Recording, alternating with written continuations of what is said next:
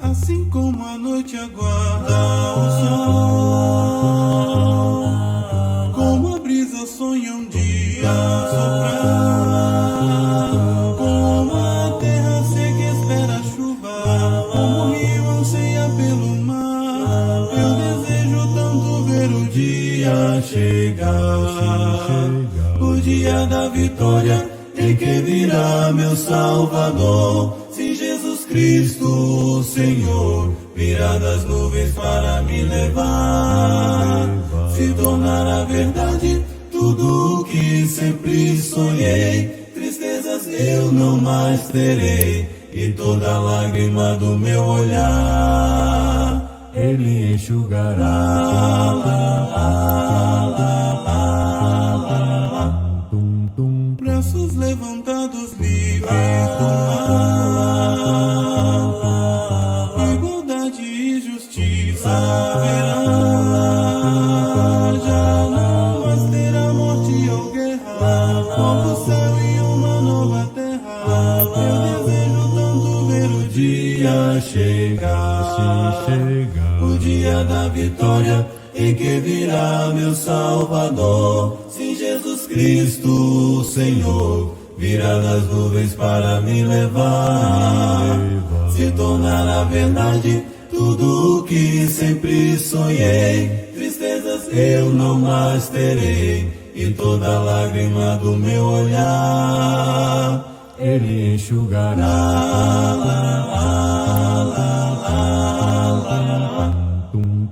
Assim como a noite aguarda o sol, como a brisa sonha um dia soprar, como a terra seca espera a chuva, como o rio anseia pelo mar, eu desejo tanto ver o dia chegar, o dia da vitória em que virá meu Salvador. Se Jesus Cristo, Senhor, virá das nuvens para me levar, se tornará verdade tudo o que sempre sonhei. Tristezas eu não mais terei, e toda lágrima do meu olhar Ele enxugará. Lá, lá, lá. Olá, bom dia! Para você que está assistindo do YouTube, você está numa aula da Escola Bíblica Dominical da Igreja Batista Nacional em Cochipó, que fica em Cuiabá, Mato Grosso. E nós estamos fazendo uma transmissão ao vivo das lives por conta ainda da pandemia e espero que você aproveite. Nós estamos fazendo uma sequência do livro de Marcos, já tem 1 ano e meio, e nós estamos trabalhando agora o capítulo 13. Esta já é a quarta aula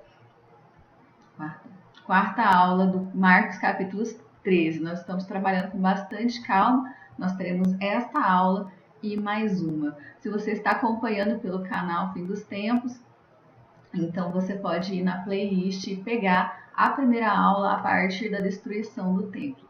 Se você estiver também no canal da irmã Luana, seja bem-vindo em nome de Jesus.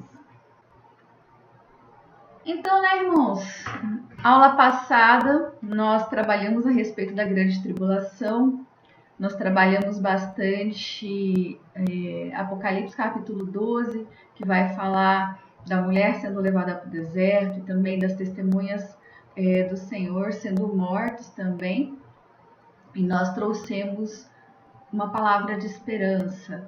Então, se você não assistiu essa aula sobre a grande tribulação, você pode... Só um minutinho, chegou o menininho aqui dando bom dia para a mamãe. Só um minutinho. Amor, fecha a porta, por favor. Calma, tá dando aula. Mas vamos nos concentrar aqui.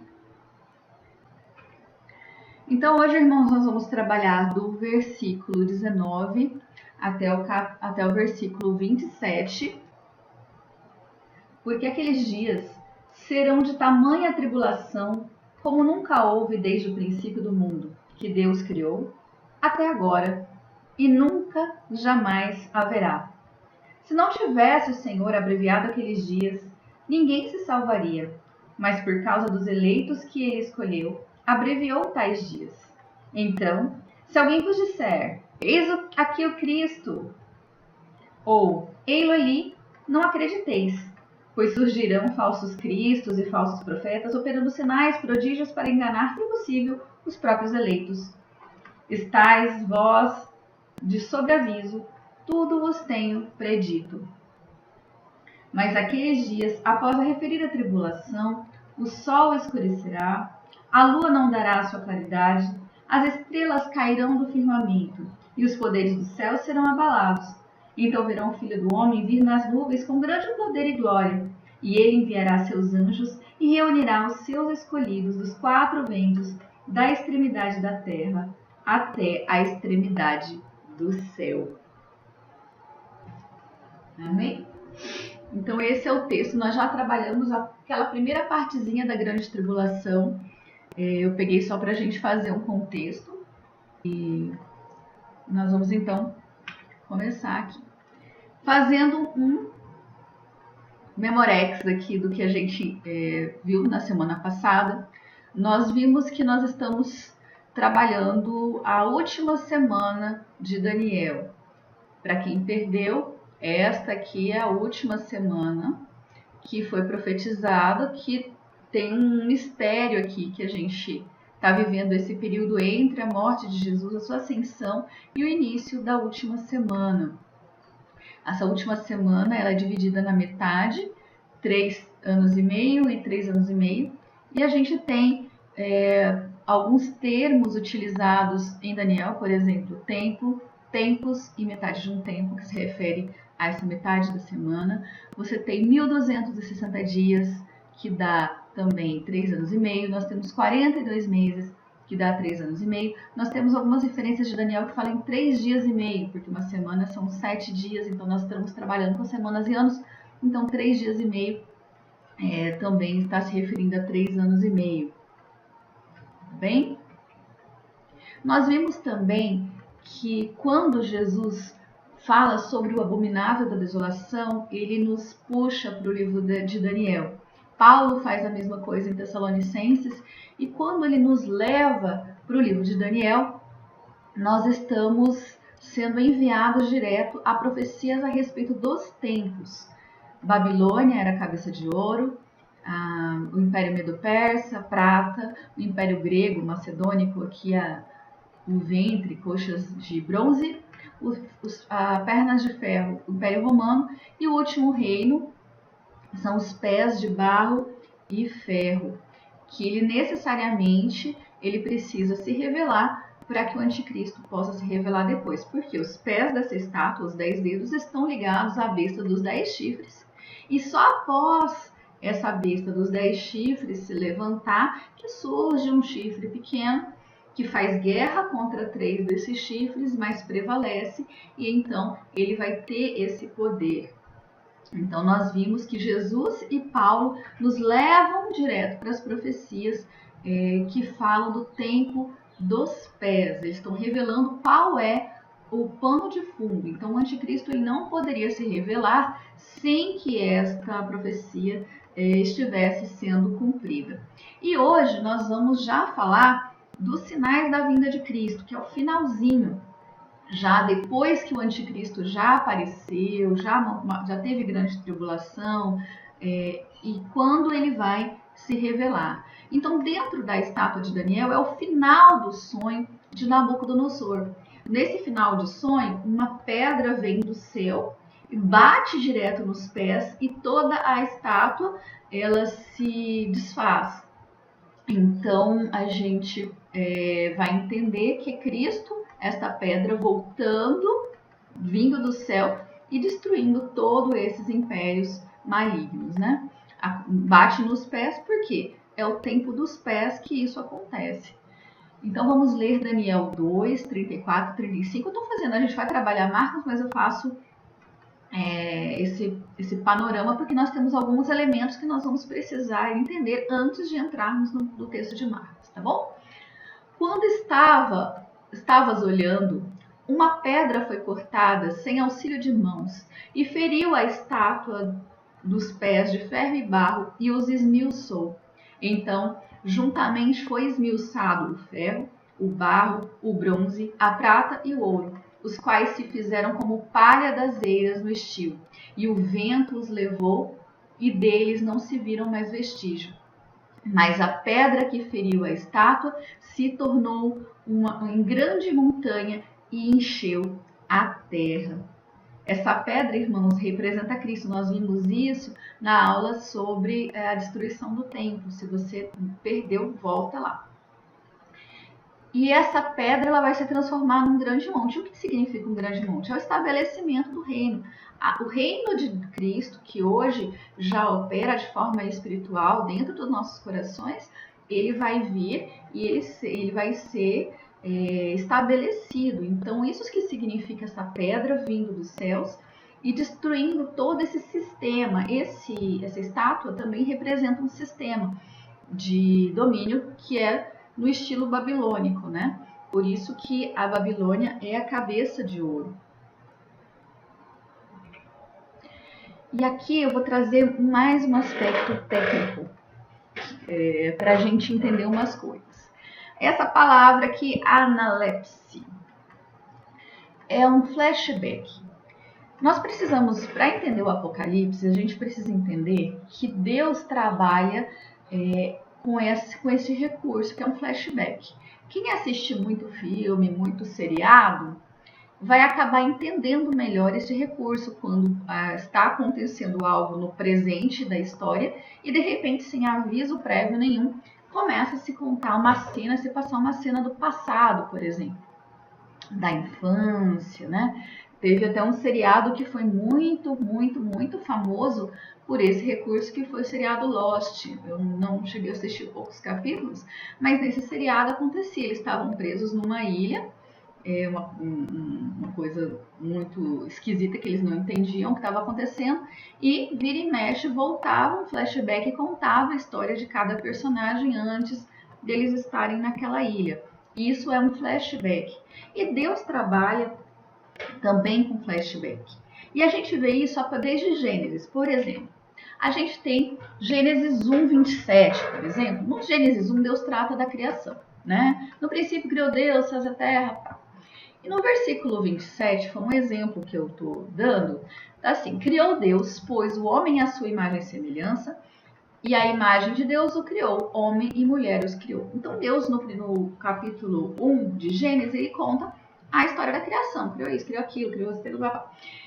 No segundo capítulo, Deus resolve dar mais detalhes dessa criação e ele começa a contar essa história de novo, né? Então, nós temos aqui em Gênesis 2:7, começa de novo. Então, formou o Senhor ao homem do pó da terra, lhe soprou nas narinas o fôlego de vida e o homem passou a ser alma vivente.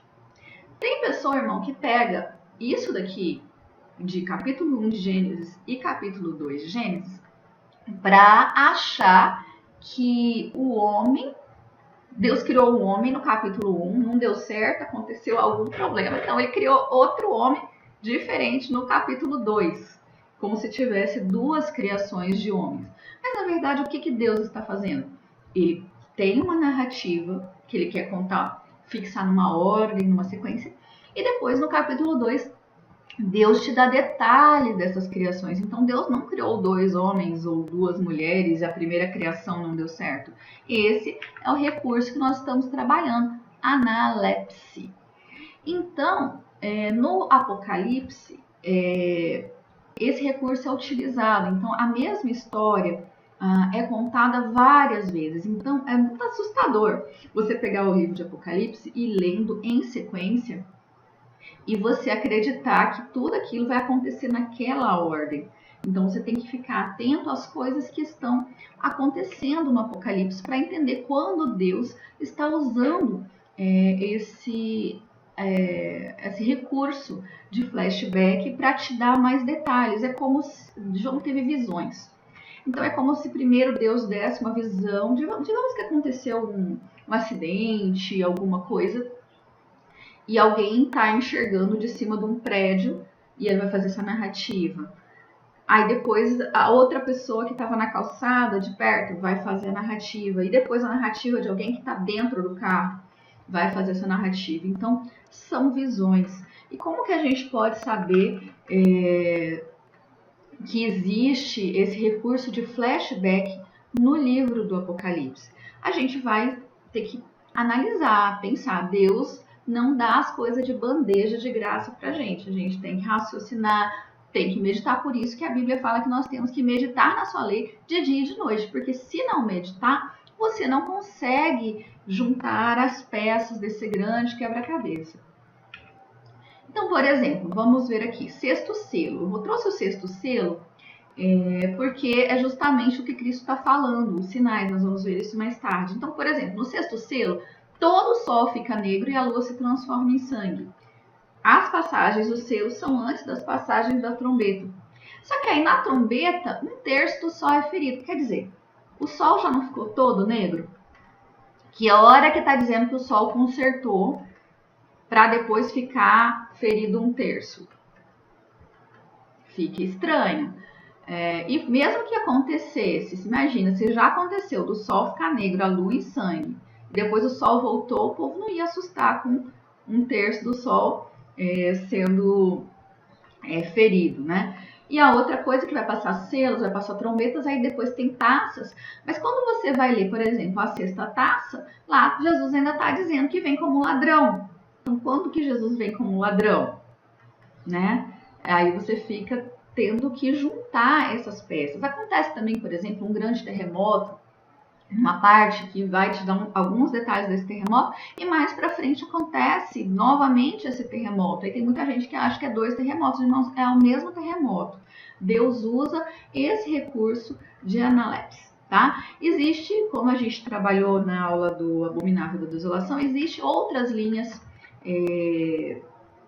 de escatologia, mas apenas uma linha trabalha linear, quer dizer, tudo vai acontecer naquela sequência. Todas as outras linhas, elas entendem essa questão da análise, né? Que Deus usa esse recurso. E se você vê os profetas, Deus também usa. Deus estava falando uma profecia para aquele rei, para aquele tempo, e do nada, no meio da profecia, Deus joga uma profecia para o futuro.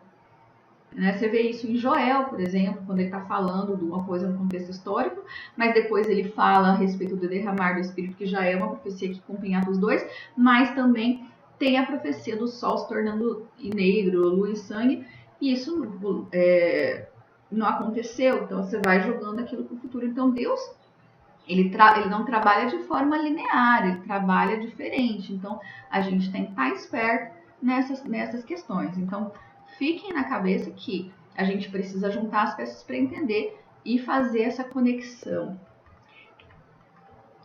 Na aula passada também nós explicamos que esta fase das testemunhas, da grande tribulação, nós estávamos trabalhando este período aqui, ó, o cumprimento das trombetas. Porque nós entendemos que as festas, os tempos determinados de Deus, são sombras das coisas que iam chegar na realidade. Da mesma forma que antes sacrificavam um cordeiro, e quando veio a realidade, que era que Cristo, o cordeiro pascual, que tira o pecado do mundo, que derramou seu precioso sangue e vindo fazer esse cumprimento das festas, né? E hoje, na vinda de Cristo, nós vamos trabalhar aqui, ó, dia da expiação. Esse dia aqui. O dia da expiação, eu acho que eu trouxe uns slides mais pra frente. Ah, tá. Nós vamos trabalhar duas coisas. Uma, o dia da expiação. E a outra coisa é o jubileus. Irmãos, vocês já devem ter ouvido, por exemplo, Isaías 61, que fala a respeito do ano aceitável do Senhor. Eu vou explicar um pouquinho melhor os jubileus, porque às vezes, a cada 50 anos, o dia mais especial do ano, que era o dia da expiação, ele também se sobrepõe ao dia dos jubileus, que tinha uma grande trombeta tocando. E esse jubileus aqui é muito interessante. Então vamos lá, para a gente entender esse ano de jubileus bem direitinho. Nós temos aqui um ciclo das festas. Começa com Páscoa, vai para as primícias. Reparem que as primícias são umas festas de 7 semanas e cada semana tem 7 anos. Por isso que nós vamos fazer aqui, ó, 7 vezes 7, 49. Depois, quando vinha esse pedaço, essa festa de 7 vezes 7, no dia seguinte, que seria o dia 50, ia para o dia de Pentecostes, onde os 2 pães, que representa judeus e gentios, eles eram ungidos com óleo, representando o derramar do Espírito Santo, tá? Depois disso, ficava um tempão sem festas, ficava muito tempo sem festas. Depois vinha para as trombetas, porque o povo já tinha ficado muito tempo sem cumprimento de festa, eles precisavam se preparar, se santificar. E esse período aqui de trombetas também era chamado os 10 dias de arrependimento. Era um período que o povo deveria se arrepender e se purificar e se santificar, porque aí já estavam sabendo que estava próximo ao dia da expiação. Por mais que o cordeiro tinha sido morto na Páscoa, o dia que eles realmente tinham os pecados perdoados e eram livres dos pecados, era aqui no dia da expiação. Nesse dia o sumo sacerdote entrava sozinho no Santo dos Santos, ele pegava sangue e espirrava em cima da arca, e primeiro pelos próprios pecados, depois pelo pecado da família dele, pelo pecado do povo. E quando ele saía, o povo ficava lá na expectativa, e quando ele saía desse Santo dos Santos, o povo se alegrava porque eles recebiam finalmente o perdão dos pecados e eram introduzidos na festa das cabanas ou festa dos tabernáculos, né, que é o descanso. Então eles iam se alegrar nessa festa das cabanas. Mas Deus trabalha com repetição de números, né? Então o que a gente vai ver? Esse ciclo aqui era um ciclo de 1 ano, mas Deus criou um outro ciclo, que era um ciclo de 7 anos. Então, você fazia essa volta aqui, 1 ano, 2 anos, 3 anos, 4 anos, 5 anos, 6 anos, 7 anos, aqui embaixo, tá? O que acontecia aqui? Durante 6 anos, o povo deveria trabalhar na sua terra. No 6º ano, Deus daria colheita em dobro, para que no 7º ano eles não trabalhassem e dessem descanso à terra. Essa palavra descanso está ligada ao sábado, está ligada a milênios, está ligado ao descanso da terra. Então, quando se completava 7 voltas, você tem 7 ciclos de festa vezes 7. Então, você tem o quê? 49. Então, quando você fazia esse ciclo 7 vezes, no próximo ano era o ano 50. Esse ano 50 fechava tudo, que é o ano do chifre do carneiro, o ano dos jubileus, o ano aceitável do Senhor. E o que acontecia, irmãos, neste ano aceitável do Senhor? Olha aqui, primeiro item aqui embaixo. Liberdade incondicional a todo escravo hebreu. Então, o que acontecia? Se a pessoa era escravo por dívida, por qualquer motivo, nesse ano, todos os escravos eram libertados e voltavam para suas famílias. E outro ponto, a devolução de todos os campos a seus proprietários originais. Então, você tinha uma terra, sua família tinha uma terra, e eles... como é que eu vou dizer? Por algum motivo, eles perderam, arrendaram, perderam por dívida. Nesse ano do perdão, as terras voltavam todas às suas famílias de origem, né? Então, isso aqui vai apontar para coisas muito relevantes. E antes da gente mudar de slide, eu quero trazer aqui para vocês que você lembra que nós estávamos trabalhando as 70 semanas, né, de Daniel? 70 semanas de 7 anos. Então, nós vamos ter 70 vezes 7, que dá 490. Isso daqui a gente vai ligar com o final dessas 70 semanas, que vai dizer que os pecados vão ser expiados, que vai ter justiça eterna e todas aquelas promessas para o final da semana. E eu vou trazer aqui Gênesis 3, porque nós estamos falando aqui de liberdade incondicional para todo escravo. Quando que a humanidade entrou em escravidão? Quando Deus criou o homem no Éden, o que vai acontecer? Deus dá o domínio para para o homem. Ele domina sobre todos os animais. Quando vem o pecado, o homem deixa de ter o domínio e passa a ser escravo. Ele passa a ser servo nessa terra. Por isso que vai ter no suor do teu rosto comerás o teu pão. Porque aí nós vamos ter que trabalhar com fadigas, a terra vai produzir cardos e abrolhos, né? Então, nós estamos numa situação de escravidão. Espiritualmente, Jesus já nos libertou. Quem está em Cristo já vai conhecendo a liberdade. Mas nós ainda temos que trabalhar nesse mundo, nesse sistema injusto, né? Nós ainda estamos sob a autoridade aqui na Terra de governantes injustos. A gente vê isso todo dia. A gente só liga o noticiário, entra nas redes sociais, é o que a gente encontra. É essa escravidão que nós estamos submetidos, né? Nós não estamos sendo governados por leis justas, por pessoas justas, e a gente vai trabalhar para a edificação desse Egito, como os hebreus também no Egito, eles estavam lá sendo escravos, trabalhando na edificação do Egito. Na tentação de Jesus, traz uma informação interessante. O diabo leva o Senhor naquele pináculo e oferece a Jesus os reinos, porque estavam sob o domínio de Satanás. Então, nesse ponto, o que nós vamos entender? Jesus não falou que sai para lá, diabo mentiroso, que você não tem domínio na terra, nada. Jesus não traz isso. Ele confirma, então, não retrucando essa fala, que sim, Satanás está no domínio desta terra. Mas nós vemos que no ano do jubileu, a terra volta a seus donos originais. Por isso existe lá em Mateus 5 e também em Salmos que os mansos, bem-aventurados os mansos, porque herdarão a terra. Herdar a terra é uma promessa. Por quê? Vai chegar o momento desse ano do jubileu, desse ano aceitável do Senhor, que nós deixaremos de ser escravos e nós passaremos a ter novamente o domínio da terra. E só a título de curiosidade, quando Pedro pergunta para Jesus quando que deveria perdoar o seu irmão, ele vai falar o quê? Eu devo perdoar 7 vezes 7? Jesus vai falar 70 vezes 7. 70 vezes 7 dá 490. 490 é o período das 70 semanas. Então, por que nós devemos perdoar o nosso irmão 70 vezes 7?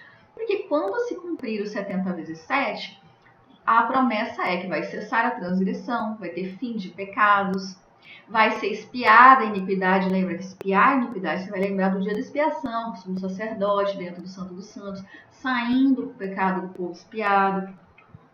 Vai ter justiça eterna, vai ser selada a visão, vai ser ungido o Santo dos Santos.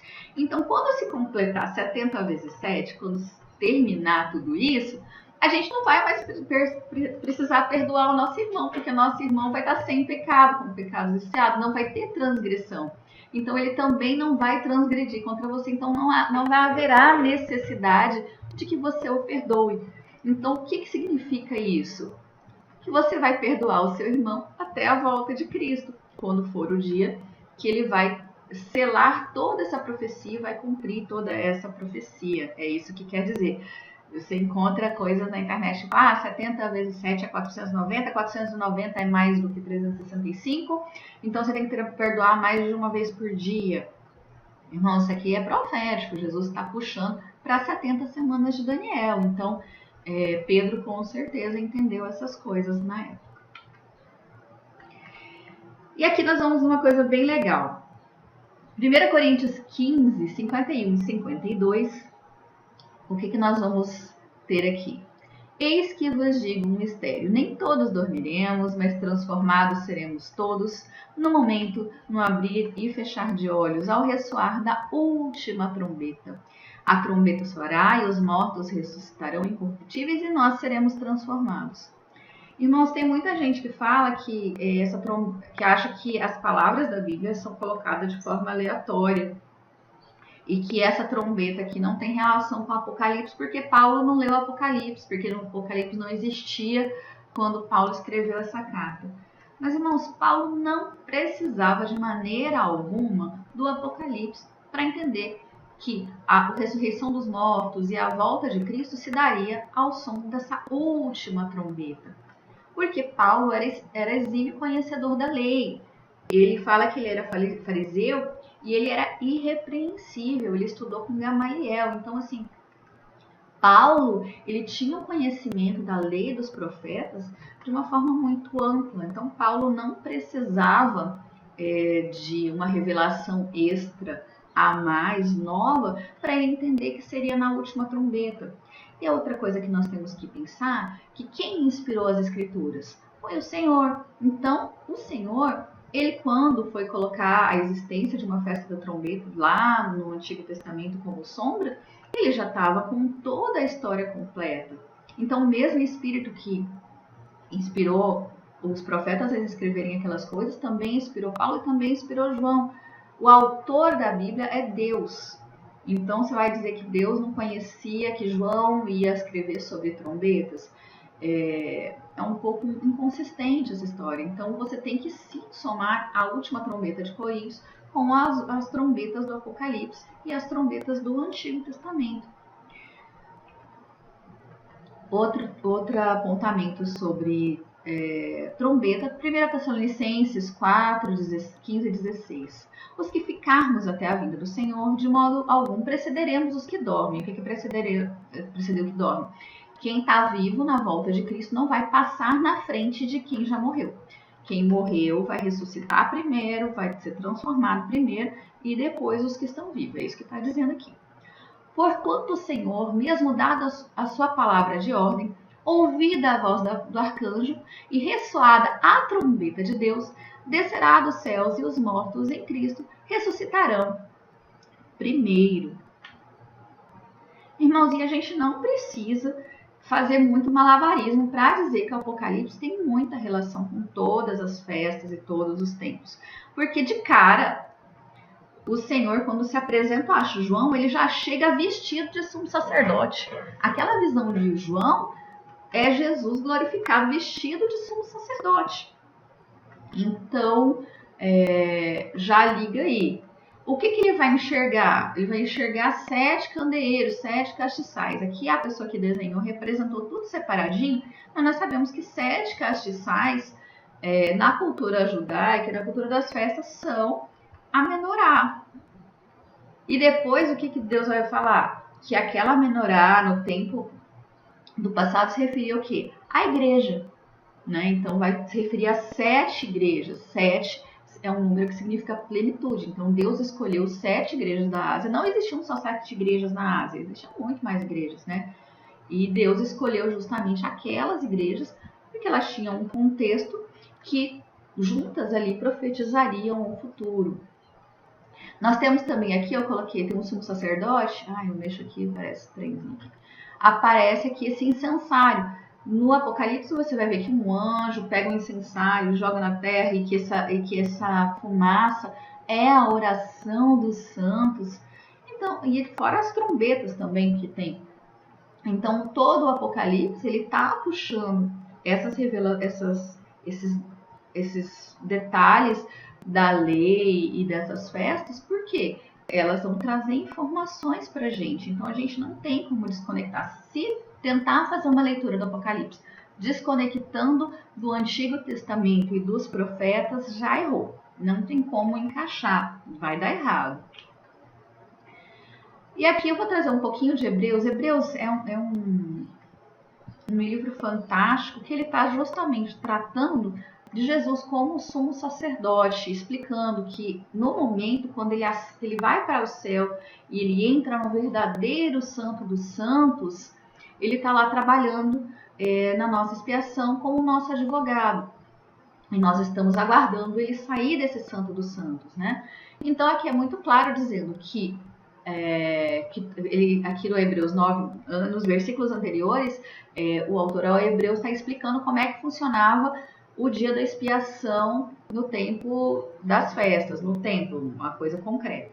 E aí ele vai dizer o quê? Que tudo isso é uma alegoria para o tempo presente, em que se oferecem dons e sacrifícios que, quanto à consciência, não podem aperfeiçoar aquele que faz o serviço, consistindo apenas em comida, bebida e várias abluções e justificações da carne impostas até o tempo da correção. Então está dizendo que tudo aquilo que era feito no templo era uma alegoria, que não era capaz de você limpar a consciência da pessoa de vez. Tanto é que todos os anos tinha que se repetir o dia da expiação, porque não era uma expiação definitiva como a expiação que Cristo vai nos trazer. Quando Cristo sair do Santo dos Santos, verdadeiro Santo dos Santos, que é o céu, o que vai acontecer? Nós seremos transformados, nós teremos nosso corpo glorificado, nós estaremos livres do pecado para sempre. Então, por isso que fala que dos seus pecados não se lembrarei mais. Porque todos os anos, quando se iniciava o ciclo das festas, você fazia recordação do pecado, ano após ano, ano após ano, ano após ano, o pecado não acabava. Mas quando Cristo, o verdadeiro sumo sacerdote, vier, nós seremos completamente limpos e não haverá mais recordação de pecado nos anos posteriores, porque vai ser uma expiação definitiva do pecado. Vai ser o perdão definitivo do pecado, vai ser a libertação definitiva desse pecado. Mas vindo Cristo, o sumo sacerdote dos bens futuros, em algumas Bíblias vai estar diferente entre futuros, mas o termo é futuros mesmo. Mas vindo Cristo, o sumo sacerdote dos bens futuros, por um maior e mais perfeito tabernáculo, maior e mais perfeito tabernáculo, não feito por mãos, isto é, não desta criação, então não é um templo físico, e nem por sangue de bodes ou de bezerros, mas por seu próprio sangue, entrou uma vez no santuário, havendo efetuado uma eterna redenção. E é nesse contexto de eterna redenção de Jesus no Santo dos Santos, como nosso advogado, é que nós estamos aqui esperando ansiosamente o dia da expiação, o dia da volta do Senhor. Antes da gente continuar, a gente vai trabalhar uma questão de um dos sinais, que é os falsos profetas. Jesus fala, neste texto ele vai falar 2 vezes a respeito desses falsos mestres, falsos cristos e falsos profetas. Então, se alguém vos disser, eis aqui o Cristo, ei-lo ali, não acrediteis, pois surgirão falsos cristos, falsos profetas, operando sinais e prodígios, para enganar, se possível, os próprios eleitos. Estai vós de sobreaviso, tudo isso tenho-vos predito. Em Mateus também tem um texto parecido, que é o texto relacionado. Então, se alguém vos disser, eis aqui o Cristo, ei-lo ali, não acrediteis, porque surgirão falsos cristos e falsos profetas, operando grandes sinais e prodígios para enganar, se possível, os próprios eleitos. Irmãos, a gente tem aqui no Brasil essa figurinha aqui, né? Henrique Cristo, que é uma figura bem caricata. Eu penso que quando Cristo faz esse alerta de falsos cristos, claro que desde que Jesus morreu, sempre aparece falsos messias, falsos cristos, mas a gente tem que pensar, irmãos, que Cristo está muito preocupado com pessoas se passando por Cristo. E não seria uma figura dessa aqui caricata, porque que esse aqui engana pessoas, mas a maioria das pessoas acha esse aqui engraçado.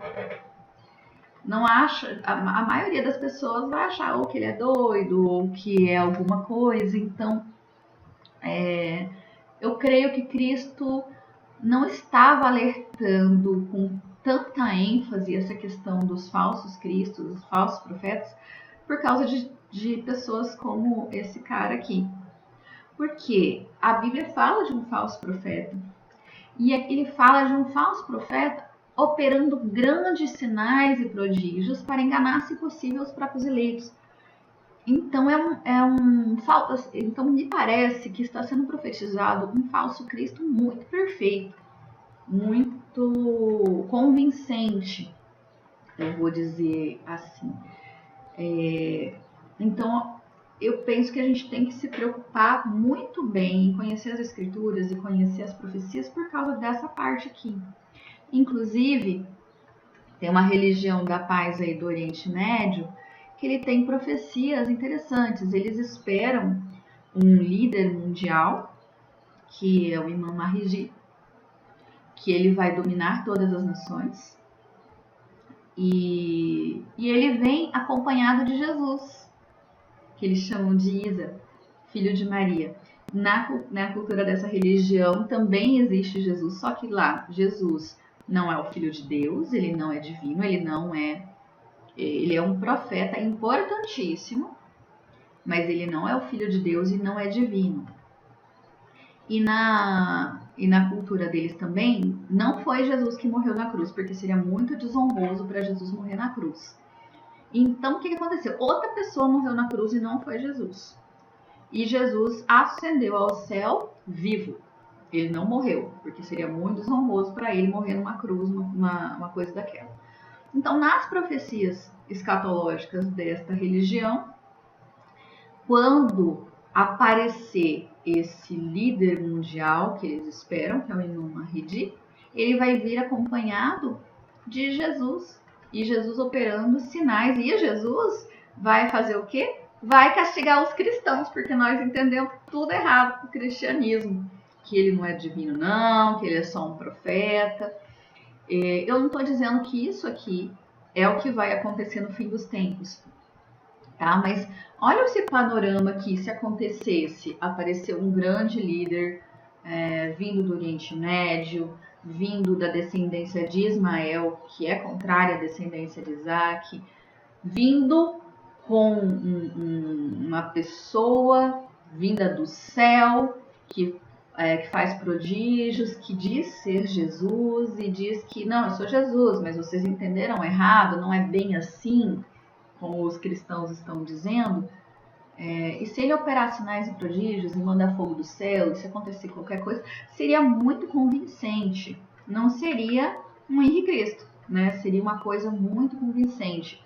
E se a pessoa está baseada apenas em sinais e prodígios, e vem alguém se dizendo ser o Cristo e alterando as escrituras e dizendo que não é como a Bíblia está dizendo, é muito mais convincente. Então, por isso eu penso que Cristo ele forçou tanto essa questão dos falsos cristos, falsos profetas, porque a tendência é que isso vá aumentando. Se sempre teve falsos cristos e falsos profetas, a tendência é isso ir aumentando.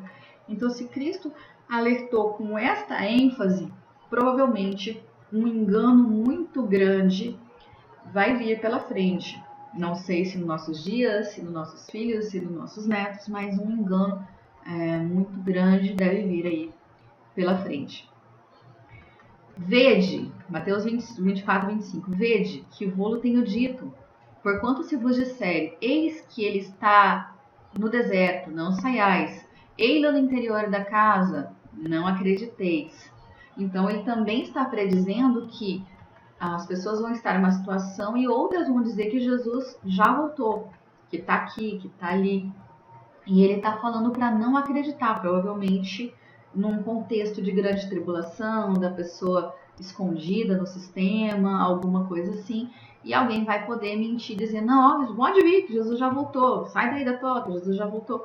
E ele está dizendo para você não acreditar nisso. Porque assim como o relâmpago que sai do Oriente e se mostra no Ocidente, assim há de ser a vinda do Filho do Homem. Então, por que você não deve se preocupar se Jesus veio ou se não veio? Será que é verdade que essa pessoa diz que Jesus veio? Porque a vinda de Cristo vai ser como um relâmpago que se mostra que sai do Oriente e se mostra no Ocidente. Tem muita gente que pega esse versículo para dizer que a vinda do Senhor vai ser rápida como um relâmpago. Mas a Bíblia é muito clara para dizer que essa ilustração do relâmpago, ela está dizendo sobre a visibilidade da vinda de Cristo. Né? Tem muita gente que prega um arrebatamento que em Cristo vai vir escondido, secreto, não vai aparecer. Neste texto está dizendo de uma vinda de Cristo muito visível, que todo o olho verá. Então, como um relâmpago que sai do Oriente e se mostra no Ocidente. E tem muita gente que fala que a vinda de Cristo vai ser rápida também, porque pega aquele texto que nós lemos no começo, de Coríntios, e que fala sobre um piscar de olhos. Irmãos, pega o texto de Coríntios, 1 Coríntios 15 e lê com calma. O que está falando lá é que a transformação do corpo, que nós estamos no nosso corpo corruptível, ele vai ter que se revestir de incorruptibilidade. Então, ele está falando que num piscar de olhos o corpo seria transformado. Não é que você vai sumir num piscar de olhos e nem que Jesus vai vir e voltar, vai num piscar de olhos, né? Leia o texto que vai lá estar dizendo sobre a transformação do corpo. Senão são a transformação do corpo que se dará num piscar de olhos. E continuando nossa leitura, mas naqueles dias, após a referida tribulação, o sol escurecerá, a lua não dará a sua claridade e as estrelas cairão do firmamento, e os poderes dos céus serão abalados. Esse daqui são sinais imediatos da vinda de Cristo. Esses sinais aqui é o que a gente vai ver em vários profetas, que está relacionado com o grande e terrível dia do Senhor. Então nós estamos aqui, o sol, lua, estrelas e os poderes do céu sendo abalados. Então verão o Filho do Homem vindo nas nuvens com grande poder e glória. E ele enviará os anjos e reunirá os seus escolhidos dos 4 ventos, da extremidade da terra até a extremidade do céu. Então Jesus está vindo aqui em pompa e circunstância, nas nuvens, com poder e glória. E aí ele vai mandar o quê? A gente vai trabalhar um pouquinho depois disso aqui, os anjos. E os anjos vão juntar os escolhidos de todas as extremidades da terra. Então Jesus vem aqui entre nuvens com muito poder, muita glória, para todo olho ver, de forma visível. Jesus volta de forma visível. Outros textos sobre os mesmos eventos. Gostamos de ler profeta, então vamos ler profeta, vamos ler os outros textos. Nós temos o texto relacionado aqui, Mateus 24, 29 a 31. Logo em seguida à tribulação daqueles dias, o sol escurecerá, a lua não dará sua claridade, as estrelas cairão do firmamento, os poderes do céu serão abalados. Então aparecerá o sinal do Filho do Homem, e todos os povos da terra se lamentarão e verão o Filho do Homem vindo sobre as nuvens, com poder e muita glória. Então você vê que todos os povos da terra verão o Filho do Homem vindo. Então é algo, reafirmando que é algo visível. E ele enviará os seus anjos com grande clamor de trombeta. Quando você fala em grande clamor de trombeta, então a coisa não vai ser só visível, vai ser barulhenta também. Todo mundo vai ver e todo mundo vai ouvir, que não vai ser uma coisa caladinha, um negócio debaixo do pano, não. Os quais reunirão os seus escolhidos dos 4 ventos, de uma a outra extremidade do céu.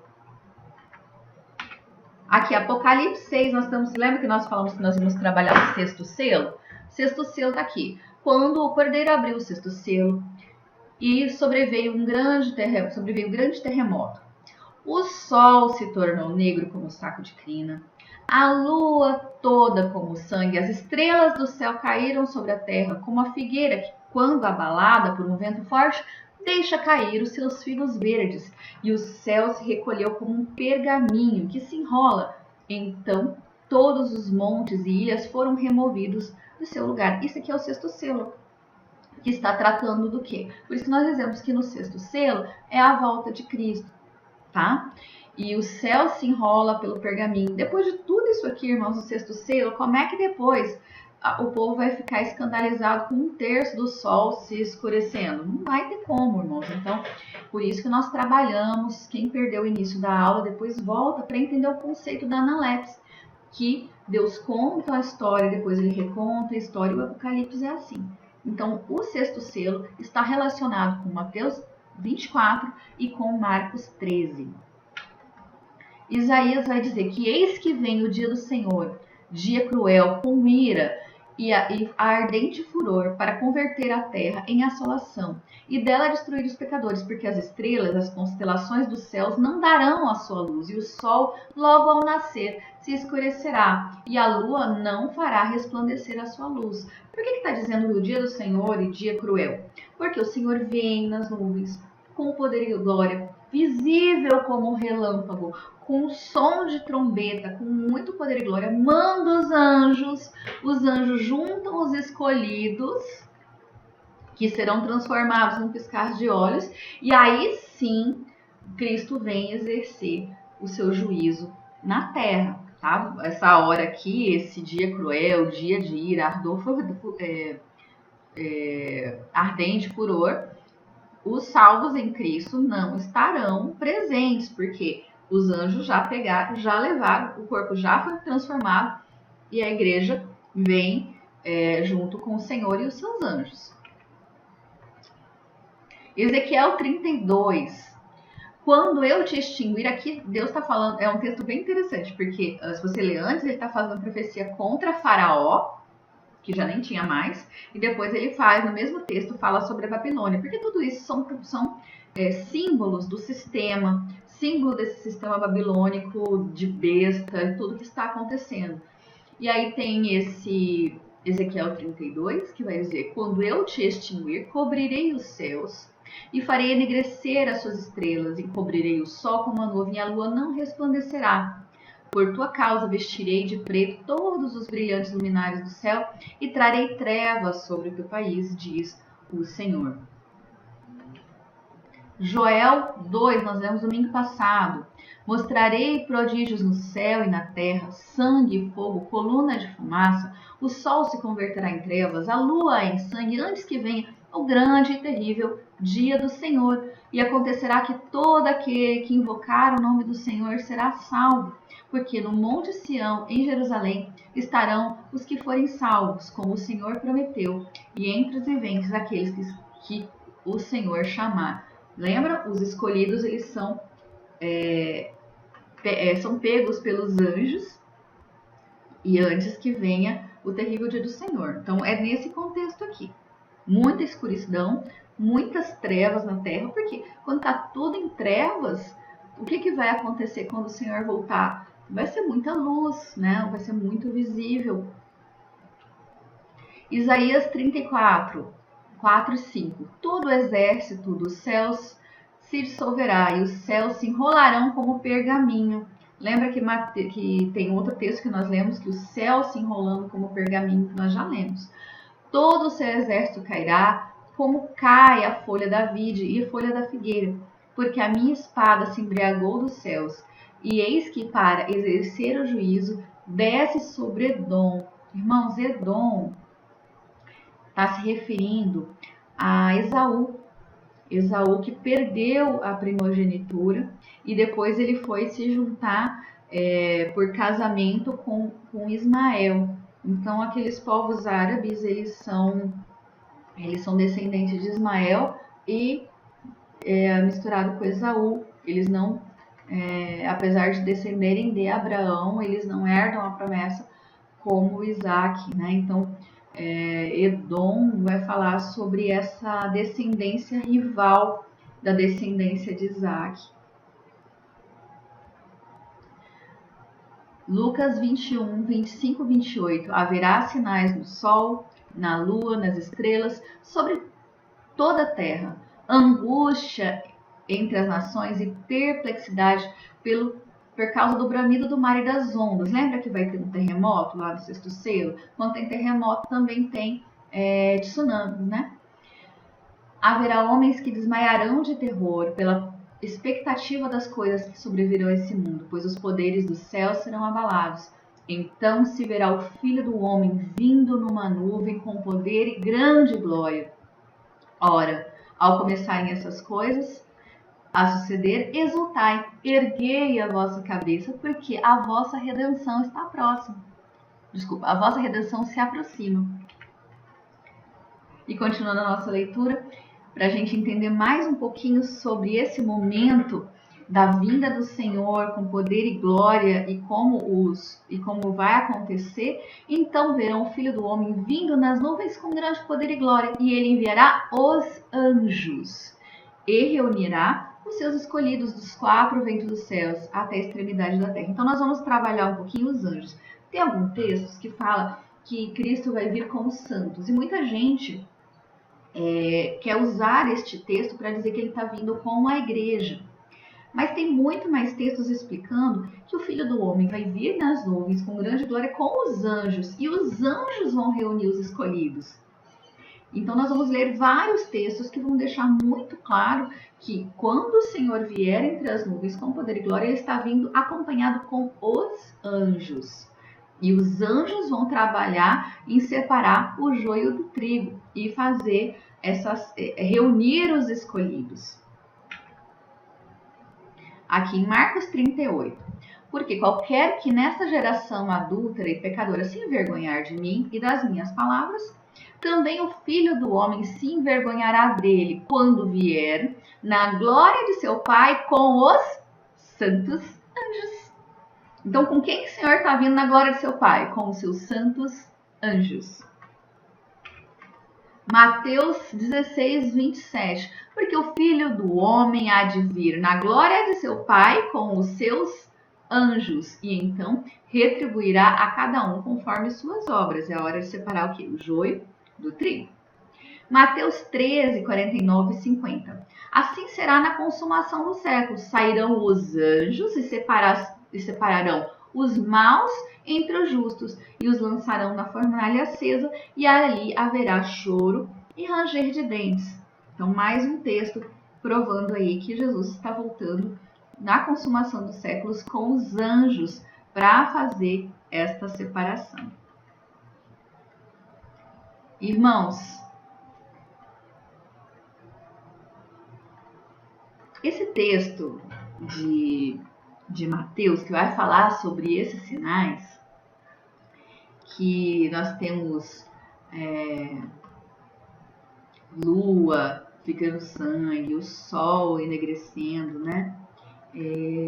Estrelas caindo, ele parece um pouco assustador. Mas olha o que a Bíblia diz pra gente. Ao começarem essas coisas a suceder, exultai e erguei as vossas cabeças, porque a vossa redenção se aproxima. Então, enquanto os homens estarão desmaiando de terror, o povo que conhece ao Senhor, quando começar a acontecer esse tipo de coisa, num contexto que estão lá muito atribulados, em grande tribulação, quando acontecem essas coisas, ele fala que é para exultar, erguer as vossas cabeças, né? Enquanto o povo mau vai estar se escondendo nos seus bunkers, escondendo nas rochas, se enfiando nos buracos, Cristo está falando para nós erguermos a nossa cabeça e exultar, porque está próxima a nossa redenção. O que vai ser a nossa redenção? É um momento que seremos finalmente livres desse sistema do mundo, dessa escravidão que nós estamos no mundo, dessa questão de nós sermos servos aqui na terra e termos que trabalhar com o suor do nosso rosto para vivermos como escravos neste mundo. Não somos mais escravos do pecado, porque nós convertemos ao Senhor, nós aceitamos a Cristo, mas nós estamos aqui nesse jugo deste mundo, dominado por Satanás, né? E quando acontecer essas coisas, isso quer dizer que Jesus já está vindo a nos vingar, a nos libertar. Nós teremos os nossos corpos transformados, nós teremos a nossa nova vida com Cristo. Todas as promessas do Senhor vão se cumprir quando essas coisas acontecerem. Então, para o crente em Jesus, para quem conhece as Escrituras, todos esses sinais no céu, esse terremoto grande, essas trevas, o céu ficando estranho, diferente, escuro, tudo isso é motivo de alegria para quem conhece o Senhor. E eu queria comentar mais uma coisa aqui que não está nos slides, irmãos. Existe, até acho que teve comentário de uma irmã perguntando a respeito disso no grupo há uns meses atrás, que existe muitas coisas rolando na internet a respeito, por exemplo, de 3 dias e 3 noites de escuridão. E eles acabam pegando esses textos da vinda de Cristo para justificar 3 dias e 3 noites de escuridão. E eu vi todos esses textos, todos esses vídeos, né? E o que eu vejo? Eles pegam tudo quanto é tipo de texto que fala sobre isso e fala que vai se cumprir nos 3 dias e 3 noites de escuridão e que depois dos 3 dias e 3 noites de escuridão vai aparecer o anticristo. Que pompa, né? Que o anticristo vir aparecer depois de tanta pompa e circunstância assim. E aí eu fiquei pensando, tá, se essas profecias estão se cumprindo para que aí venha o anticristo e ele seja aceito, sobrou que profecia para se cumprir quando Cristo voltar? Então, o que eu percebi é que eles pegavam, ora, esse texto, ora pegavam o texto da quinta trombeta, que fala que a fumaça do abismo vai tampar o sol, ora pegava texto da terceira da trombeta que o sol vai ser ferido em 1/3. Cada hora eles pegam um texto para justificar esses 3 dias e 3 noites de escuridão, que eu, particularmente, não encontrei na Bíblia. E não faz sentido, irmãos, essas profecias que estão mostrando a vinda de Cristo serem utilizadas anteriormente à chegada do anticristo na Terra. Porque aí não sobrou profecia para se cumprir na vinda de Cristo. E mesmo que se cumprisse novamente na vinda de Cristo, o que vai acontecer? Se já escureceu uma vez, se a lua já ficou em sangue outra vez, quando isso se repete, e em pouco tempo, né, porque o anticristo ele está lá na última semana, nos últimos 7 anos, então vai ser um evento repetido. Jesus nem teve criatividade de criar um evento novo para ele, então não faz sentido pegar esse tipo de profecia para justificar 3 dias e 3 noites de escuridão, seja lá por qual motivo for. Tá bom? E aí, irmãos, eu queria ler com vocês, para a gente encerrar, o texto de Isaías 61, que vai falar sobre o jubileu, vai falar sobre o ano aceitável do Senhor, e que pra gente é o que importa, que é o nosso momento da nossa libertação. Quando tocar essa última trombeta, no dia da expiação, a trombeta dos jubileus, que é a última trombeta e a grande trombeta, uma trombeta especial, e nosso Senhor Jesus, o sumo sacerdote, pela ordem de Melquisedeque, saindo do verdadeiro Santo dos Santos, com toda essa pompa para nos resgatar, nos oferecer perdão e nos dar o descanso, porque nós seremos introduzidos nos tabernáculos, na festa das cabanas, que é onde nós vamos poder nos alegrar, sendo totalmente limpos e livres do pecado, livres da morte, livres de todas essas coisas. Então, Isaías 61, vou ler aqui na minha Bíblia, vai dizer o seguinte: o Espírito do Senhor, Deus, está sobre mim, porque o Senhor me ungiu para pregoar boas novas aos quebrantados.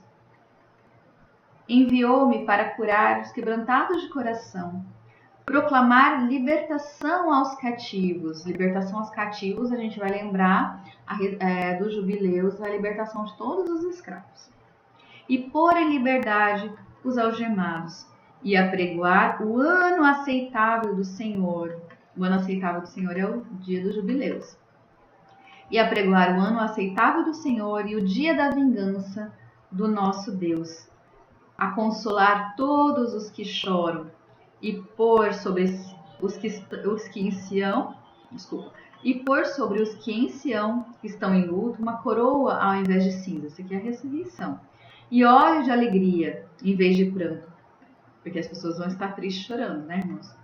Veste de louvor ao invés de espírito angustiado, a fim de se chamarem carvalhos de justiça, plantados pelo Senhor, para a sua glória. Então, irmãos, a vinda do Senhor é esse ano aceitável que nós tanto esperamos, em que seremos libertos de todas as coisas, né? Então, que nós estejamos atentos aos avisos que o Senhor nos deu, que é a questão do princípio das dores, que é a questão da perseguição, que é a questão da possibilidade de um engano muito grande a respeito de um falso Cristo, de falsos mestres que vão vir com um grande poder, com sinais e prodígios do engano. Então que nós estejamos atentos, né? E se por acaso nós estivermos vivos para ver essas maravilhas do Senhor, e nós vimos na aula passada, para quem perdeu, a aula passada tá linda, falando sobre o grande derramar do Espírito Santo nos últimos dias, no período da grande tribulação, e como nós seremos salvos e protegidos nesse período. Tá muito linda essa aula, te convido a voltar nessa aula da grande tribulação. E é um período, irmãos, que é um período difícil. É um período difícil, mas é um período também maravilhoso, de muito operar de Deus. Então, agora nesse final aqui, nós estamos trabalhando os sinais. Por quê? É o momento em que ele fala que está às portas quando isso acontecer. Então, quando esses sinais acontecer, todos os que são de Deus e conhecem as Escrituras vão levantar as suas cabeças, olhar para o céu e exultar que o nosso Senhor está próximo.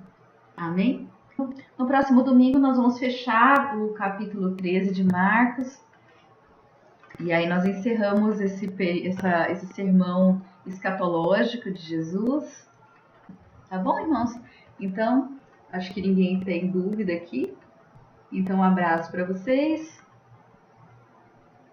Até o próximo domingo. Tchau, tchau.